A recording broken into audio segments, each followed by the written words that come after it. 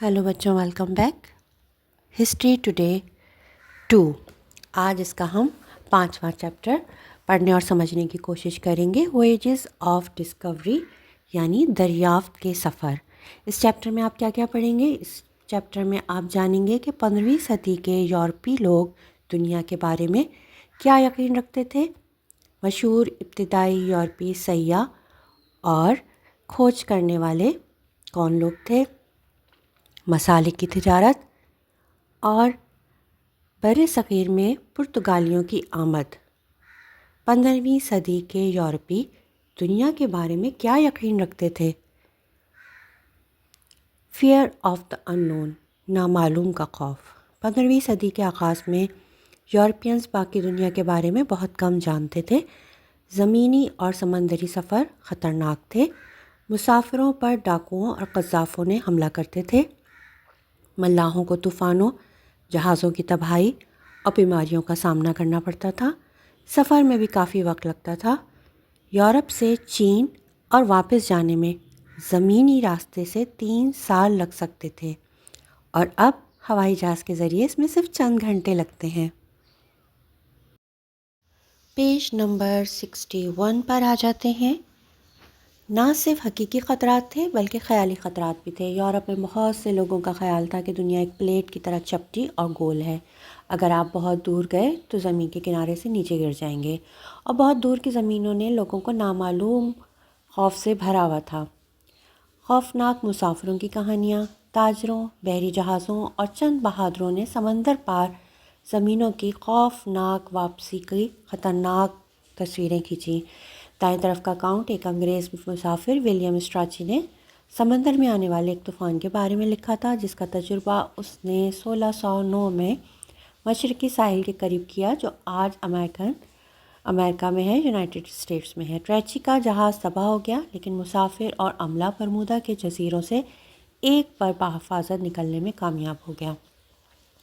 5.3 में स्ट्रैची इस बात का बयान करता है कि उस वक्त के लोग इन ज़मीनों के बारे में क्या सोचते थे। अब हम आ जाते हैं 5.2 में। शुमाल मशरिक़ से एक खौफनाक और तूफ़ान आना शुरू हुआ, जिसने आसमान की तमाम रोशनियों को मात दे दी, जिसने हम पे तारीकी के जहन्नुम की तरह स्याह कर दिया। इसे बारिश नहीं कहा जा सकता था। पानी की तरह हवा में तुग़यानी आ गई। कोई लम्हा ऐसा नहीं था जिसमें जहाज़ के फटने या फौरी ओवर सेटिंग की तवक्को न की गई हो।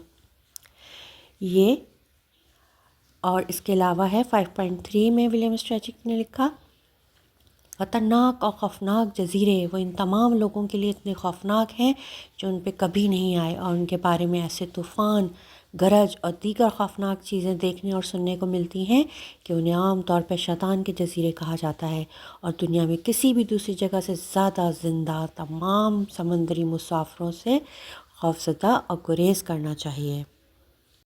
इन स्टोरीज़ कुछ और कहानियाँ भी मशहूर थीं, जैसे अगर आप बहुत दूर शुमाल की तरफ रवाना हो तो ये एक तारीकी की दुनिया थी जहाँ समंदर ठोस हो गए थे और खून भी। जुनूब में समंदर आपके खून को उबालेगा और आपके जल्द को जला देगा। ख़त इस्तवा के करीब समंदर एक चिपचिपे शरबत में तब्दल गया। मगरिब में बहर उक़यानूस के बहरी जहाज़ों को बड़े समंदरी सांपों ने तबाह कर दिया था। मुसाफिर बहर उक़यानूस में कश्ती रानी करने से गुरेज़ा थे और उसे अंधेरे का समंदर कहते थे। अजीब व गरीब मॉन्स्टर्स की भी स्टोरीज़ थीं, जिन लोगों की एक आंख उनके माथे के बीच में होती है और दूसरी एक टांग और पाँव होते हैं, ताकि उन्हें छतरी की तरह सूरज से पनाह ले सकें। वो फ़नकार जो किताबों की तस्वीर कशी करते हैं, उन्होंने कभी भी वो मकामात नहीं देखे जो उन्होंने बनाए, और उनकी अजीब व गरीब ड्राइंग्स ने इसरार में इजाफ़ा कर दिया। साइड में आपको एक अजीब व गरीब समंदरी मखलूक की ड्राइंग भी नज़र आ रही है, जो 17वीं सदी के एक मखतूते से ली गई है। पेज नंबर 62 पे आ जाते हैं। A new spirit of adventure, adventure का एक नया जज्बा। अगर यूरोप से बाहर की दुनिया यूरोपियंस के लिए इतनी अजीब और खौफनाक जगह थी, तो वो उसे तलाश क्यों करना चाहते थे? एक वजह ये थी तजस्सुस। आज बहुत से लोग दूसरी सकाफ़तों को देखने और उनका तजुर्बा करने के लिए बैरूनी ममालिक का सफ़र करते हैं। माजी में भी लोग ऐसे ही थे और सफ़र की खातिर सफ़र किया करते थे, लेकिन इनकी और भी वजूहात थीं। मुहिम जूई का एक नया जज्बा था। लोग दुनिया के बारे में جوابات تلاش کر رہے تھے۔ نئی دریافتیں علم کو پھیلاتی ہیں۔ مثال کے طور پہ لوگ ماننے لگے کہ دنیا ایک گیند کی طرح گول ہے۔ یورپی عیسائی اپنے مذہب کو دوسرے ممالک میں لوگوں تک پہنچانا چاہتے تھے۔ یورپی تاجر تجارتی راستوں کو کنٹرول کرنے کے لیے مشرق کی طرف ایک سمندری راستہ تلاش کرنا چاہتے تھے۔ صلیبی جنگوں کے بعد سے ایشیا سے تجارت مسلمانوں کے زیر کنٹرول راستوں پر سفر کرتی تھی۔ مثال کے طور پہ سلطنت عثمانیہ کے سلطان، انہوں نے بھاری ٹیکس وصول کیا جس کی وجہ سے یورپ میں سامان زیادہ مہنگا ہو گیا۔ وہ امیر لوگ جنہوں نے سمندری مہمات کے لیے ادائیگی کی تھی، وہ نہ صرف اپنے پیسے واپس چاہتے تھے بلکہ اس کو مزید بڑھا کے چاہتے تھے، اپنے لیے خزانہ، اپنے ملک کے لیے دعویٰ کردہ غیر ملکی زمینیں یا مستقبل کی تجارت کا حصہ۔ اسی پیج پہ نیچے آپ کو ایک میپ دکھایا گیا ہے۔ یہ دنیا کا نقشہ واسکو ڈی گاما کا سفر دکھا رہا ہے، کرسٹوفر کولمبس کا، فرنینڈ میگلن اور فرانسس ڈریک کا، کہ انہوں نے کون کون سا راستہ اختیار کیا تھا۔ پیج نمبر 63 پہ آ جاتے ہیں۔ From Italy to China, the travels of Marco Polo. Marco Polo نے ایک کتاب لکھی جو کہ بہت زیادہ رس انداز ہوئی ان لوگوں پر جو سفر کرنا پسند کرتے تھے، سفر کرتے تھے۔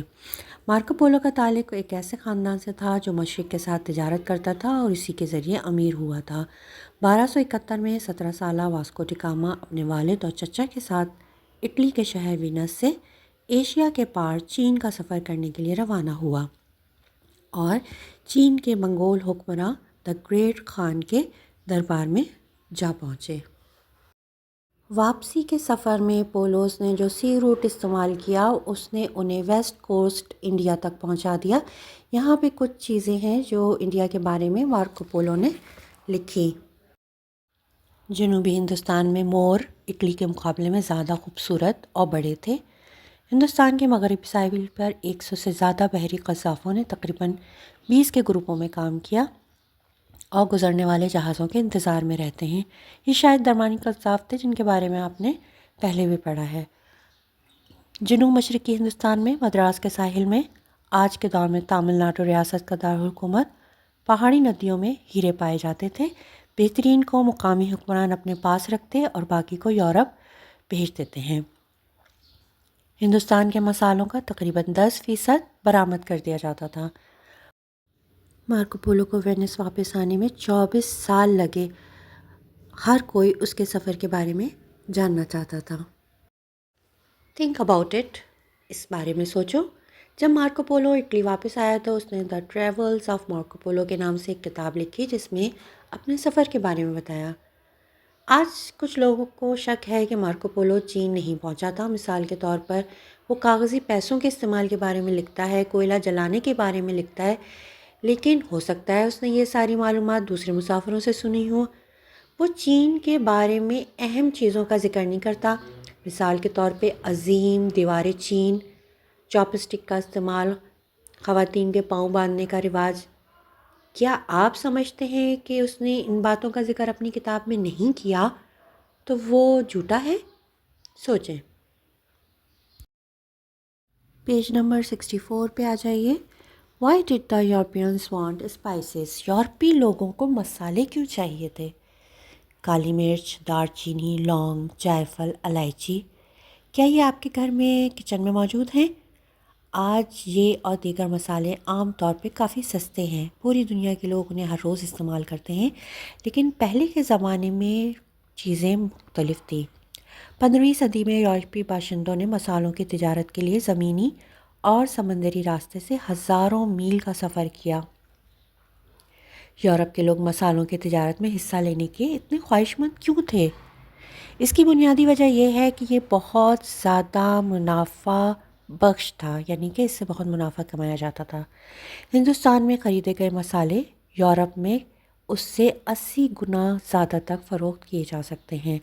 یورپی لوگ مسالے کے لیے اتنی قیمت کیوں دیں گے؟ 15ویں صدی یورپی تاریخ کے ایک ایسے دور میں ہے جسے آخر قرون وسطیٰ کہا جاتا ہے۔ اس وقت یورپ ترقی کر رہا تھا، اس کی آبادی بڑھ رہی تھی اور لوگ دولت مند ہو رہے تھے، ان کے پاس نئی اور مختلف چیزیں خریدنے کے لیے پیسے تھے۔ وہ اچھا کھانا کھانا چاہتے تھے جس کا ذائقہ مختلف ہو۔ آب و ہوا کی وجہ سے اس زمانے میں یورپ میں بہت کم مسالے اگائے جاتے تھے اور لوگ انہی پرانے ذائقوں سے بیزار ہو چکے تھے۔ مشرق سے آنے والے مسالوں نے ان کے کھانے کے ذائقے کو بدل دیا۔ بجلی اور فریج سے پہلے کے دنوں میں مسالے بھی گرم موسم میں کھانے کو محفوظ رکھنے کے لیے استعمال کیے جاتے تھے۔ دواؤں کے لیے بھی مسالے استعمال کیے جاتے تھے۔ 15ویں صدی کے آخر تک یورپینز میں مسالوں کا جنون پیدا ہو گیا تھا۔ Why were the Portuguese such good explorer؟ پرتگالی اتنے اچھے مہم جوئی میں کیوں تھے؟ The prince who supported explorer، وہ شہزادہ جس نے تلاش کرنے والوں کی حمایت کی۔ پرتگال اسپین کے مغرب میں ایک یورپی ملک ہے، اگرچہ یہ چھوٹا سا ہے۔ یہ 15ویں صدی میں ایک اہم طاقت بن گیا۔ کیسے؟ ایک پرتگالی شہزادہ ہنری دی نیویگیٹر جو 1394 سے 1460 تک تھا، جہاز رانی میں دلچسپی رکھتا تھا اور اس نے نیویگیشن کے نئے طریقوں کا مطالعہ کیا جس سے اس کے ملک کو اقتدار میں آنے میں مدد ملی۔ Think about it۔ اگرچہ ہنری نیویگیٹر سمندری سفر اور تلاش میں دلچسپی رکھتا تھا، لیکن وہ خود کبھی سمندر میں نہیں گیا۔ آپ کو کیا لگتا ہے ایسا کیوں ہوا ہوگا؟ ہنری نیویگیٹر خود تو سمندر میں نہیں گیا، لیکن اس نے سمندری کپتانوں اور نیویگیٹرز کے لیے ایک اسکول قائم کیا۔ ہنری کی دلچسپی کی وجہ سے پرتگالیوں نے اس فیلڈ میں بہت ترقی کری، جیسے ایک بحری جہاز جسے کارول کہا جاتا تھا۔ کارول چھوٹے تیز بحری جہاز تھے جو پانی میں آسانی سے گزرتے تھے اور سامان بھی ساتھ لے جا سکتے تھے۔ کارول تلاش کرنے کے لیے بھی اچھے تھے۔ عرب نقشوں کے مطالعے اور ان کی نقل کرنے کے نتیجے میں نقشہ سازی میں، بحری جہازوں کی تعمیر میں اور نیویگیشن آلات کی بہتری میں بہت ترقی کی۔ ان ساری ڈیولپمنٹس کے نتیجے میں پرتگالی 15ویں صدی کی یورپ کی سب سے اہم سمندری طاقت بن گئے۔ ان کے پاس بہترین بحری جہاز، بہترین بندوقیں اور دنیا کے بہترین بحری جہاز تھے۔ یہ کوئی تعجب کی بات نہیں کہ پرتگالی برصغیر میں آنے والے پہلے یورپینز تھے۔ پرتگالی مشرق کے ساتھ بھرپور تجارت میں حصہ لینا چاہتے تھے۔ 1497 میں پرتگالی حکمران کنگ مینوئل نے واسکو ڈی گاما کو، جو ایک ایکسپلورر تھا، اس کو تجارتی راستہ کھولنے کی کوشش کرنے کے لیے بھیجا۔ واسکو ڈی گاما نے 3 بحری جہازوں کے بیڑے کی قیادت کری، توپوں سے لیس اور 170 افراد کے عملے کے ساتھ پرتگال کے دارالحکومت لزبن سے۔ اس کے علاوہ ایک تختہ دار پہ پتھر کے کئی ستون تھے۔ جہاں کہیں بھی وہ اترا، ڈی گاما نے یہ ثابت کرنے کے لیے ایک ہی ستون کھڑا کرنے کا ارادہ کیا کہ پرتگالی دوسرے یورپین سے پہلے وہاں پہنچے تھے۔ واسکو ڈی گاما کا بیڑا افریقہ کے مشرقی ساحل پر رسد اور ایک ہنرمند عرب نیویگیٹر کو جمع کرنے کے لیے رکا، جو کہ ان کے بحری بیڑے کو انڈیا تک گائیڈ کر سکتا تھا۔ واسکو ڈی گاما لینڈز ان دا سب کانٹیننٹ۔ واسکو ڈی گاما برصغیر پہنچتا ہے۔ 20 مئی 1498 کو 3 پرتگالی بحری جہاز جنوبی ہندوستان کے سب سے اہم تجارتی مرکز کالی کٹ میں بحفاظت پہنچتے ہیں۔ اس سفر میں ان کو 10 مہینے لگے۔ کالی کٹ میں ڈی گاما نے اپنا ایک پتھر کا ستون کھڑا کیا۔ وہاں کے ہندو حکمران نے ڈی گاما کا استقبال کیا، جس نے اعلان کیا کہ وہ کرسچنز کے لیے اور مسالوں کے لیے آیا ہے۔ اس کا کیا مطلب تھا؟ اس نے لوگوں کو عیسائیت کی طرف راغب کرنے کے لیے اور مسالوں کی تجارت شروع کرنے کی امید ظاہر کی۔ ڈی گاما کالی کٹ میں تجارتی معاہدہ کرنے میں ناکام رہا۔ کیوں؟ دریافت یہ ہوتا ہے کہ وہاں کی تجارت عرب تاجروں کے زیر کنٹرول تھی، جو نہیں چاہتے تھے کہ یورپینز اسے چھین لیں۔ عرب تاجروں نے ڈی گاما کو روکنے کی ہر ممکن کوشش کری، لیکن جلد ہی پرتگالیوں کو بھی اندازہ ہو گیا کہ تجارت کو کنٹرول کرنے کے لیے اگر قابل ہونا ہے تو جب تک وہ عربوں کو شکست نہیں دیں گے ایسا نہیں ہو پائے گا۔ ڈی گاما اپنے ساتھ کچھ تحفے اور تجارتی سامان بھی ساتھ لایا تھا، جس میں شیشے کی موتیوں اور پروں والی ٹوپیاں تھیں جو کہ بہت سستی اور کم معیار کی تھیں۔ کالی کٹ کے حکمران نے جو تحائف دیکھے تو ہنس پڑا۔ واسکو ڈی گاما نے کچھ زیورات خریدے، وہاں سے کالی مرچ اور لونگ خریدے اور صرف 3 مہینے بعد پرتگال واپس روانہ ہو گیا۔ اس وقت یہ ایک بہت بڑی کامیابی سمجھا گیا اور واسکو دا گاما ایک عظیم قومی ہیرو بن گیا اور اسے بہت سے اعزازات سے نوازا گیا۔ Da Gama sails again to India. Da Gama ایک بار پھر ہندوستان روانہ ہوا۔ کنگ مینوئل نے جلد ہی ایک اور پرتگالی ایکسپلورر کیبرل کو کالیکٹ بھیجا۔ کیبرل نے وہاں پر اپنے لوگوں کی ایک چھوٹی سی بستی قائم کی اور واپس چلا گیا۔ جو پرتگالی لوگ وہ پیچھے چھوڑ گیا تھا ان کی حفاظت نہیں کی ہندو حکمران نے اور عرب تاجروں نے ان کا قتل عام کر دیا۔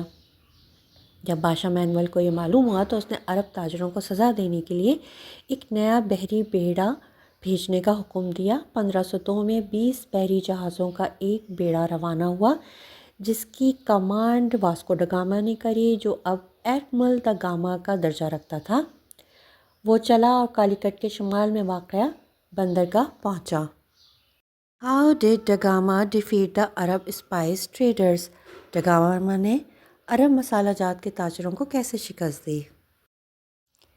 کینانور کے مقام پر دا گاما اور اس کا بحری بیڑا عرب جہاز کے انتظار میں رہا۔ چند دنوں بعد ایک سامان سے بھرا بحری جہاز پہنچا جس میں 200 سے 400 کے درمیان مسافر تھے، جن میں خواتین اور بچے بھی شامل تھے۔ پرتگالیوں نے جہاز کو آگ لگا دی جس میں سوار تمام افراد زندہ جل گئے۔ کالیکٹ میں پرتگالی لوگوں سے بدلہ لینے کا یہ ان کا طریقہ تھا۔ پھر دا گاما کالیکٹ کے لیے روانہ ہوا جہاں اس نے عرب تاجروں سے بندرگاہ چھوڑنے کا مطالبہ کیا۔ اس کے آدمیوں نے کچھ ہندو ماہی گیروں کو قتل کر کے ان کی لاشیں سمندر میں پھینک دیں تاکہ ساحل عربوں کے لیے وارننگ بنے۔ بعد میں پرتگالی بحری بیڑے نے عرب تاجروں کو دوبارہ کالیکٹ میں شکست دی۔ دا گاما عربوں سے کالیکٹ کے مصالحوں کی تجارت پہ قبضہ کرنے کے بعد پرتگال واپس چلا گیا اور اسے خوب اعزازات سے نوازا گیا۔ 1524 میں 64 سال کی عمر میں دا گاما کو مشرق کا وائس رائے کا خطاب دیا گیا اور وہ دوبارہ سے انڈیا کی طرف روانہ ہوا، لیکن بخار میں مبتلا ہو کے صرف 2 مہینے بعد مر گیا۔ واسکو دا گاما ہی تھا جس نے پرتگیز کو انڈیا میں اسٹیبلش کیا اور دوسرے یورپینز کو وہاں آنے کا راستہ دکھایا۔ پیج نمبر 67 پہ آ جاتے ہیں۔ Christopher Columbus discourse that new world by accident. Christopher Columbus نے نئی دنیا کو حادثاتی طور پر ڈسکور کر لیا۔ 15ویں صدی کے آخر تک بھی بہت سے یورپینز کا خیال تھا کہ دنیا واقعی اس سے کہیں زیادہ چھوٹی ہے جتنا وہ جانتے ہیں۔ وہ افریقہ اور ایشیا کے بارے میں نہیں جانتے تھے لیکن مغرب کے علاقے سے لاعلم تھے۔ یورپ کے مغرب میں بحر اقیانوس تھا اور نہیں جانتے تھے کہ یہ کتنا چوڑا ہے یا اس کے دوسری طرف کیا ہے۔ یورپینز کو کچھ معلوم تھا تو کہ یہ کہ امریکی بر اعظم موجود ہے۔ کرسٹوفر کولمبس کے بارے میں خیال کیا جاتا ہے کہ وہ بحر اقیانوس کو عبور کر کے امریکی بر اعظم پہ اترا اور یورپ والوں نے اس کی دریافت کو نیو ورلڈ کہا، اور اس کے باوجود کولمبس امریکی بر اعظم کی تلاش میں نہیں گیا تھا بلکہ وہ مختلف جگہوں کی تلاش میں نکلا تھا۔ ایک عظیم خواب۔ کرسٹوفر کولمبس اٹلی کے ایک اہم شہر جنیوا میں پیدا ہوا جو کہ ایک تجارتی شہر تھا۔ کرسٹوفر کی کوئی تعلیم نہیں تھی لیکن وہ 14 سال کی عمر میں ملاح بن گیا۔ جلدی اسے نیویگیشن اور ایکسپلوریشن میں دلچسپی پیدا ہو گئی۔ 1476 میں وہ لسبن میں آباد ہو گیا۔ کولمبس نے مغرب میں بحری سفر کرنے والوں کے بارے میں سوچنا شروع کیا تاکہ دنیا کے یورپی باشندوں کے لیے ایک نیا تجارتی راستہ تلاش کیا جا سکے، جسے یورپینز کہتے تھے انڈیز، انکلوڈنگ جاپان، انڈیا اور اسپائس لینڈ۔ اسے یقین تھا کہ وہ ان سرزمینوں تک پہنچ سکتا ہے، اور چین کے عظیم خان کا دربار جس کے بارے میں اس نے مارکو پولو کی کتاب میں پڑھا تھا، لیکن وہ جانتا تھا کوئی بھی اس کا ساتھ نہیں دے گا جب تک کہ وہ ایک پڑھا لکھا بندہ بن کے سامنے نہ آ جائے۔ اب تک تو کولمبس ان پڑھ تھا، ایک ہی کام کرنا تھا، کرسٹوفر کو لکھنا اور پڑھنا سیکھنا تھا۔ جلد ہی اس نے آپ سے لاطینی زبان سیکھ لی، جغرافیہ سیکھا، بائبل پڑھی اس کے بارے میں اور مزید کتابیں پڑھیں۔ وہ دل کی گہرائیوں سے اس بات کا قائل ہو گیا تھا کہ خدا نے اسے دریافت کے ایک عظیم سفر کے لیے منتخب کر لیا ہے جو اسے تجارتی راستے طے کرنے اور رومن کیتھولک مذہب کی تبلیغ کے قابل بنائے گا۔ کولمبس کا خیال تھا کہ مغرب کی جانب سفر کرنے زیادہ بہتر رہے گا نہ کہ مشرق کی طرف سے۔ اس نے اندازہ لگایا ہے کہ انڈیز صرف 4,500 کلومیٹر بحر اقیانوس کے پار ہے، جبکہ ہم آج جانتے ہیں کہ در حقیقت وہ 18,000 کلومیٹر دور تھا۔ دا ہسٹورک وویج بگنز، تاریخی سفر شروع ہوتا ہے۔ کولمبس نے اپنے سفر کے لیے مالی مدد حاصل کرنے کی کوشش میں 12 سال گزار دیے۔ آخر کار 1492 میں اسپین کے بادشاہ اور ملکہ ایزابیلا نے اس کی حمایت کی پیشکش کری۔ فرنانڈینڈ اور ایزابیلا کولمبس کے اس پختہ یقین سے متاثر ہوئے کہ وہ صحیح ہے۔ انہوں نے کولمبس کی ہر خواہش پر اتفاق کیا، یہاں تک کہ اسے چین کے عظیم خان حکمراں کو دینے کے لیے خط بھی دیا۔ فرنانڈینڈ اور ایزابیلا نے اسے 3 بحری جہاز فراہم کیے۔ پیج نمبر 68 پہ آ جاتے ہیں۔ The Nina, the Pinta and the Santa Maria. Santa Maria Columbus کا فلیگ شپ تھا، وہ شپ جس کے اوپر لیڈر ہوتا ہے۔ شپس جو تھے وہ بہت پرانے تھے اور بہت آہستہ چلنے والے تھے۔ کولمبس بہت ڈس اپوائنٹڈ ہوا، لیکن اس نے کوئی شکایت نہیں کری۔ یہی نہیں، اور بھی بہت سے مسائل تھے۔ کولمبس کو ملاح نہیں مل رہے تھے، سیلرز نہیں مل رہے تھے۔ ملکہ ایزابیلا نے 4 مہینے کی پیش کی تنخواہ دے کر ملاحوں سے وعدہ لیا کہ وہ کولمبس کے ساتھ جانے پہ راضی ہوں، لیکن چند لوگوں کے علاوہ کوئی بھی اس نامعلوم سفر کی طرف سفر نہیں کرنا چاہتا تھا۔ وہ بحر اقیانوس میں سمندری مانسٹر سے خوفزدہ تھے۔ آخر کار کچھ قیدیوں کو رہا کیا گیا، ان کو معافی دی گئی کہ وہ سیلر بننے پہ راضی ہو جائیں۔ 3 اگست 1492 کو کولمبس نے اپنے 3 جہازوں پر سوار 120 آدمیوں کے ساتھ بحر اقیانوس کی طرف روانہ ہو گیا۔ Land at last but where is it? زمین ہے لیکن آخر وہ کہاں ہے؟ دن گزرتے گئے لیکن زمین کا نام و نشان نہیں تھا۔ آخر 1 مہینہ سمندر میں گزارنے کے بعد سانتا ماریا کے ملاحوں نے بغاوت کر دی، یعنی کولمبس کے حکم پہ عمل کرنے سے انکار کر دیا۔ کولمبس نے انہیں بتایا کہ زمین بہت قریب ہونی چاہیے، لیکن کیا واقعی اس بات پہ کوئی یقین کرتا؟ خوش قسمتی سے 3 دن بعد زمین نظر آ گئی۔ 14 اکتوبر 1492 کو کولمبس نے 36 دن سمندر میں رہنے کے بعد ساحل پہ قدم رکھا۔ وہ ایک چھوٹے سے جزیرے پہ اترا جسے اس نے سان سلواڈور کہا، one of the Bahamas island. Bahamas island کا ایک آئیلینڈ تھا وہ۔ اس نے وہاں پہنچ کے ساحل پہ دعا کری، اعلان کیا کہ زمین نیچے ہے۔ اس دن کے لیے کولمبس کی ڈائری سے ایک اقتباس ظاہر ہوتا ہے، ہم نے 2 یا 3 گاؤں دریافت کر لیے، سب لوگ ہمیں پکارتے اور خدا کا شکر ادا کرتے ہوئے ساحل پر آ گئے۔ ایک بوڑھا آدمی میری کشتی پہ سوار ہوا، دوسرے مردوں اور عورتوں دونوں نے اونچی آواز میں پکارا، آؤ اور ان مردوں کو دیکھو جو آسمان سے آئے ہیں، ان کے لیے کھانا اور پینا لے کر آؤ۔ یہ کرسٹوفر کی ڈائری سے دیکھا گیا ہے۔ پیج نمبر 69 پر آ جاتے ہیں۔ کولمبس نے اپنا سفر جاری رکھا، کیوبا اور ہسپانیولا جو اب ہیٹی کو دریافت کیا۔ اس نے ان جزائر کے لوگوں کو ہندوستانی کہا کیونکہ اسے اب بھی یقین تھا کہ اسے انڈیز مل گیا ہے۔ آج بھی دنیا کے اس حصے کو ویسٹ انڈیز کہا جاتا ہے۔ کولمبس کا اب بھی خیال تھا کہ شمال میں عظیم خان کا دربار تھا۔ A great English explorer sir Francis Drake, ایک عظیم انگریز ایکسپلورر، دنیا کا چکر لگانے والی پہلی مہم کی قیادت فرڈینینڈ میگلین نے کی تھی، جو ایک پرتگالی رئیس تھا جو ہسپانویوں کے لیے ایک متلاشی بن گیا۔ میگلین نے سفر مکمل نہیں کیا کیونکہ وہ فلپائن میں مر گیا تھا، تاہم میگلین کی موت کے بعد بھی اس کے جہاز وکٹوریا نے پوری دنیا کا سفر جاری رکھا اور 1522 میں 3 سال کے سفر کے بعد واپس اسپین پہنچا۔ یہ سفر ایک بہت بڑی کامیابی تھی اور اس نے ثابت کیا کہ زمین گول ہے۔ بعد میں 16ویں صدی میں ہسپانوی سلطنت دنیا کی سب سے طاقتور سلطنت بن گئی۔ اسپینش کنگ فلپ II نہ صرف اپنی حکومت کو بڑا کرنے کے لیے بلکہ رومن کیتھولک مذہب کو پھیلانے کے لیے بھی بڑا پرعزم تھا۔ انگلینڈ پہ اس وقت ملکہ الزبتھ اول کی حکومت تھی، دونوں آپس میں دشمن تھے۔ اسپین برطانیہ کا دشمن تھا۔ ایک برطانوی بحری جہاز راں سر فرانسس ڈریک نے ہسپانیوں کے خلاف برطانوی فتوحات حاصل کرنے میں مدد کی۔ ڈریک شاندار بہادر تھا، الزبتھ دور کا سب سے مشہور انگریزی سمندری سفر کرنے والا بن گیا۔ 1577 سے 1580 تک اس نے دنیا کا چکر لگایا۔ کے بارے میں الزبتھ کے ایک مورخ جان اسٹیو نے لکھا، وہ نیویگیشن کے تمام نکات میں سب سے زیادہ ماہر تھا۔ وہ کامل حافظہ رکھتا تھا، زبردست مشاہدہ کرنے والا تھا، فصاحت اور بلاغت میں بھی مالک تھا۔ مختصراً وہ یورپ اور امریکہ میں اتنا ہی مشہور تھا جتنا ایشیا اور افریقہ میں تیمور لنگ۔